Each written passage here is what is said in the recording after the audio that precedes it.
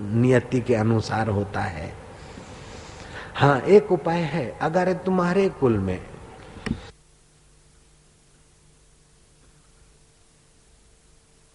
तुम्हारा पुत्र पौत्र प्रपौत्र 21 पीढ़ियों के अंदर कोई भी तुम्हारा पुत्र परिवार वाला भगवत गाथा करेगा, कराएगा, उसमें भागीदार होगा, तो उसके पुण्य प्रभाव से तुम्हारा ये पाप कर्म उसी दिन कट जाएगा और तुमको देवदेही मिलेगी। ये सिद्धांत है। इसका तुम्हारे कुल वाले कभी कुछ करें तो फायदा है।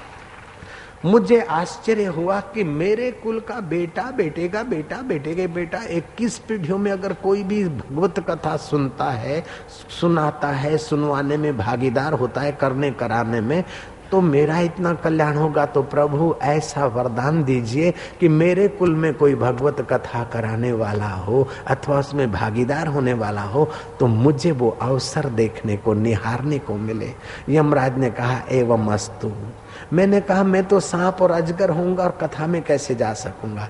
यमराज ने कहा हम लोगों का सत्य संकल्प होता है, तुम्हारे कुल में कोई भी, तुम्हारी 7वीं 5वीं 11वीं पीढ़ी का कोई भी बच्चा अगर सत्संग करवाने में साझीदार होगा तो तुमको प्रेरणा होगी और तुम उस सभा में जाओगे और सभा के संत के हृदय में तुम्हारे को देखने का भाव उठेगा। इसलिए अष्टावक्र मुनि ने मेरे को जान लिया और आपको रोक दिया मेरे को भगाने और मारने से। और मैंने ये कथा सुनी। भगवत कथा सुनने का कितना पुण्य है ये मुझे पता ही नहीं था। जीते जी तो पुण्य होता है, शांति मिलती है, ज्ञान मिलता है, आनंद मिलता है, माधुर्य मिलता है, लेकिन पिता पितामह दादा और दादामह का भी सदगति होती है। ऐसी भगवत कथा जिन्होंने आयोजित की होगी, आयोजकों के साथ कंधे से कंधा मिलाकर ये सत्य कार्य किया होगा, उनका हृदय तो अभी भी आनंद का अनुभव करता होगा, माधुर्य का अनुभव करता होगा। यज्ञ करने वाला व्यक्ति धुआं सहता है, अग्नि का ताप सहता है, उसको फल मिलता है भविष्य में कोई सुख। लेकिन सत्संग में तो परिश्रम तो संत करे, लेकिन हरि रस का यज्ञ का फल तो अभी भी मिलता है और भविष्य में तो परमात्मा मिलता है। इसलिए ज्ञान यज्ञ सर्वोपरि यज्ञ है। हरड़े लगे न फटकड़ी और रंग चोखा है।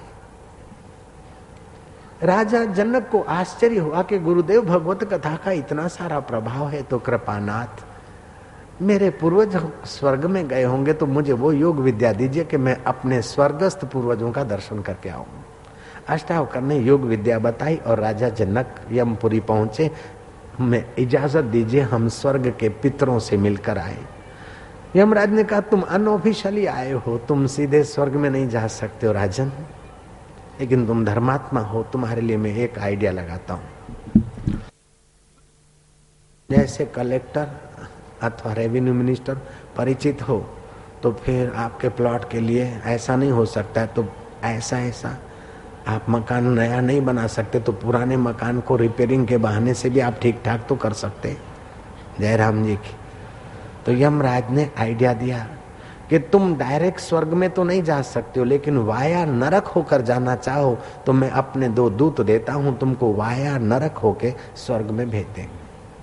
वाया नरक के रास्ते गए, जो नरक की रेंज आई तो वहां से आक्रांत होने लगा। त्राही माम चीखते रहे, हाहाकार मच रहा है। कथा कहती है जनक ने पूछा ये क्या बात है? बोले महाराज धर्म का फल सुख चाहते हैं, लेकिन धर्म पुण्य का फल सुख चाहते हैं लेकिन पुण्य नहीं करते। पाप का फल दुख नहीं चाहते लेकिन पाप करते यत्नतः। पाप फलम न इच्छन्ति पापम करोति यत्नतः, पुण्य फलम इच्छन्ति पुण्यम न करोति मानवा। ऐसे लोगों की यहाँ शुद्धि होती है। इतने में तो आया जनक तुम्हारी जय हो, बड़ी शांति मिलती है, धन्यवाद। जनक बोलता है क्या बात है? बोले महाराज आपने गुरु से दीक्षा ली है, आप जप करते हैं, आपको ज्ञान हुआ है, आपका श्वासोश्वास और आपके रोमकूप से जो आध्यात्मिक वेव्स जा रहे हैं वो उन पापियों के पाप ताप को शमन करके उनको शांति और आनंद की खबरें दे रहे हैं, इसलिए वो आपका धन्यवाद कर रहे हैं। जनक कहते हैं मेरी हाजिरी से उनका इतना मंगल हो रहा है तो मैं वहीं जाता हूं। नरक के जीवों के बीच जनक आए तो नरक का जो जेल का जेलर, नरक का अधिष्ठाता बोलता है, जनक तुम यहाँ नहीं रह सकते, ये पापियों की जगह है, तुम्हें अगर यहाँ रहना है तो धरती पे जाओ, क्रिमिनल करो, यमराज चार्जशीट बनाए, फिर तुमको भेजे तो welcome, otherwise please excuse me. ये एक्सक्यूज मी और प्लीज मैंने मिलाया है, शास्त्र में नहीं है। जय राम जी की। जनक कहते मैं पुण्यात्मा के नाते नहीं रह सकता हूं, अच्छा मेरे सारे पुण्य कर्म इन पापियों की भलाई के लिए मैंने अर्पण किए। इतने में यमराज स्वयं आए। यमराज कहते हैं तुमने अपना अल्प पुण्य औरों के लिए अर्पित किया, इसलिए महापुण्य हुआ है। महात्मा यमराज स्वयं तुमको स्वर्ग में ले जाने के लिए हाजिर है। बोले मैं महापुण्य भी इनकी भलाई के लिए अर्पण करता हूँ। इतने में भगवान विष्णु आए गरुड़ पर।